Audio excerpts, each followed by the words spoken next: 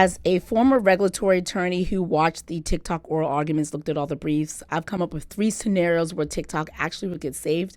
And before I discuss that, I'm going to tell you 3 scenarios which won't work, which I've seen shared in social media, and just to dispel all those myths right away. The first one is that TikTok could possibly be purchased by Elon Musk or Mark Zuckerberg. Like, they did all this because they're trying to take it over. Now, the reason why they cannot, in the United States, we have what's called antitrust law, which essentially is that we don't let one entity control too much of any one industry. We have capitalism in the United States, laissez-faire. The private sectors do whatever they want, unless in 2 scenarios they don't. One, if there's a monopoly situation where it's a natural monopoly, oil, water, electricity, gas, where there's one company that serves the entire region and there's no competition. Or 2, when there's indicators of market failure. Or 3, when there is attempts to consolidate. So allowing Meta, which already owns WhatsApp, Instagram, now Threads, and Facebook, to acquire TikTok would be too much. We wouldn't be able to do that under our laws. Neither X/Twitter, which Elon owns, because they're already own a lion's share of the social media, and all the other American social media apps are already, there's not that many. So to allow anyone to acquire TikTok would just be too much, especially since TikTok has 172 billion Americans. So it wouldn't happen. The second theory I saw floating around is recently Senator Ed Markey of Massachusetts says he's going to introduce an emergency bill to extend the deadline by 207 days or something, which could work, arguably, which is not, I'm not ruling that one out. However, remember the old song from "I'm Just a Bill Sitting on Top of the Hill"? He's a senator. He's going to need either a co-sponsor or he's going to need a companion bill or get someone on the other side of the aisle in the House of Representatives to introduce a similar bill. And then there's a conference committee when they get together. And after that, they goes to and from the committee, it goes into the full floor. They vote upon it. And then all of that can't happen in 5 days. You know that. Now, so what could happen, though, is that the ban, if the Supreme Court upholds the ban, it could actually expire on the 20th. But TikTok or ByteDance, knowing that this is something that is going to happen, if Markey can find bipartisan support, and we all know that Trump is actually supporting that, then they could slow walk the unrolling of it, and, knowing this is coming down the pike. So that is actually an option. The third one is for Donald Trump. Now, Donald Trump can say, like, I support it. You don't have to do anything. You don't got to worry about it. Stay in the store. Now, the challenge with that is if there's no meat and potatoes behind that. Like, he can't say that unless ByteDance has already indicated that they're going to divest, or he can't do that unilaterally because essentially we still have a balance of power. Congress is one of the 3 levels of branches of government. They already have this bill. And if you have the Supreme Court upholding it, that's 2 branches of government. One branch of the government can't overrule the other 2. So that wouldn't even happen because it would immediately be met with challenges and it would go nowhere. And they would stay it or let it go.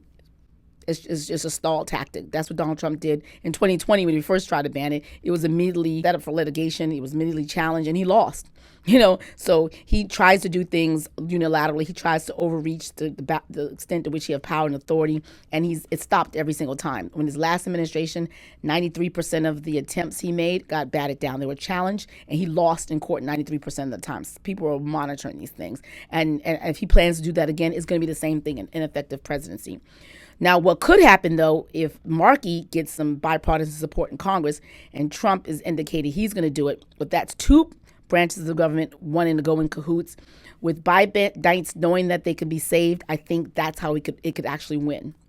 Now, that's still the side of it not working. Now, the 3 ways that I think that they could stay, so those 2 are kind of like, iffy, but 3 ways that I definitely think it could stay. One is the Supreme Court overrules Congress and it stays. They say you exceeded. It's a violation of the free speech rights of TikTok to stop them from having access to ByteDance, the Chinese parent company's algorithm, and also they look at the interests of the content creators that filed a lawsuit as well, and they say that there were more narrowly tailored ways for you to do this and options, and the government didn't explore them all, and because of that they overrule Congress, and there you go. They're done.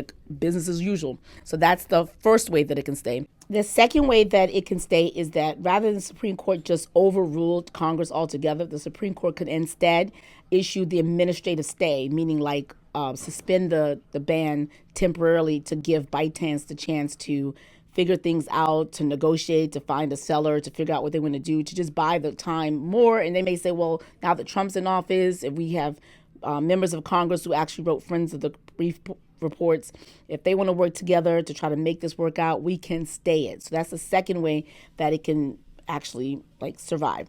And the third and final way is that if the Supreme Court says no, we're going to affirm the ban, ByteDance can open up and say, well, actually, even though we said there's no way to separate the data, there needs to be constant data flow between ByteDance and their source code and their engineers in China and the United States. There's no way to separate that.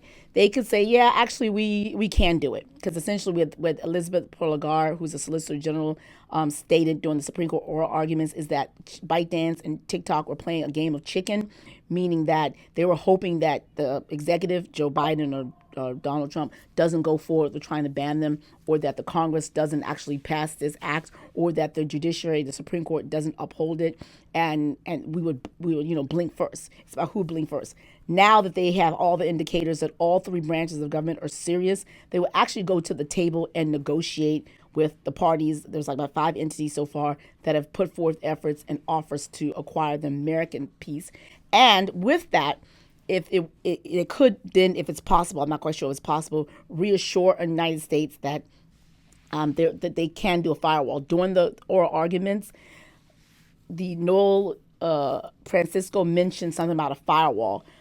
Elizabeth Prologar was like, wow, this is the first time they're mentioning the fact that they actually can technically firewall it off. As far as we're concerned, the negotiations with the Committee on Foreign Investments in the United States, their negotiation to get a national agreement, to get an agreement together, that negotiation made it seem as if there's no technical way that you can wall off America's data.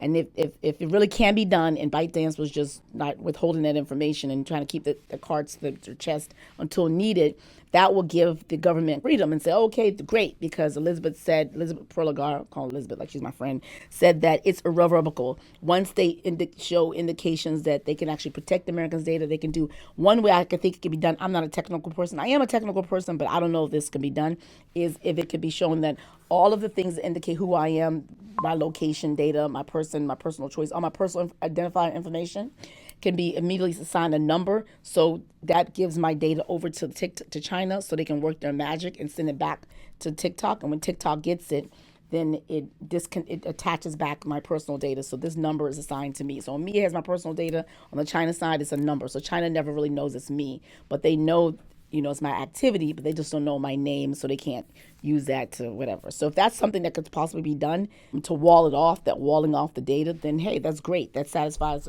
what this government has said has been their concern, and sell the asset without that algorithm. That way China said we weren't going to let you let go of the source code anyway. So China's satisfied, United States is satisfied, and we go forward.